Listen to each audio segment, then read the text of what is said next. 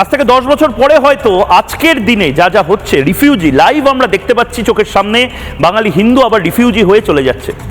আমি পিসিআরকে বলবো আবার সেই ছবিটা দেখাতে, 71 এবং 2025-এর এক দৃশ্য ফুল ফ্রেমে দেখুন, এক দৃশ্য। 71-এ যে দৃশ্য ছিল 2025-এও সেই দৃশ্য।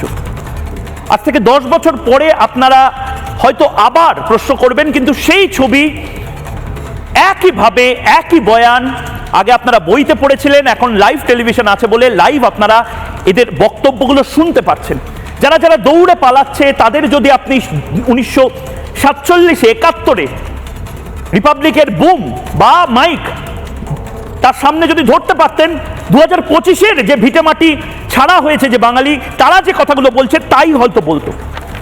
এবং আমি পিসিআরকে এবার বলবো যে অনেকে হয়তো প্রশ্ন করতে পারে, আজ থেকে 10 বছর পরে অনেকে হয়তো প্রশ্ন করতে পারে যে জলে বিষ মিশিয়ে দেওয়া হয়েছিল, এক কাপড়ে পালিয়ে আসতে হয়েছিল 2025 সালেও, এটা বাস্তব।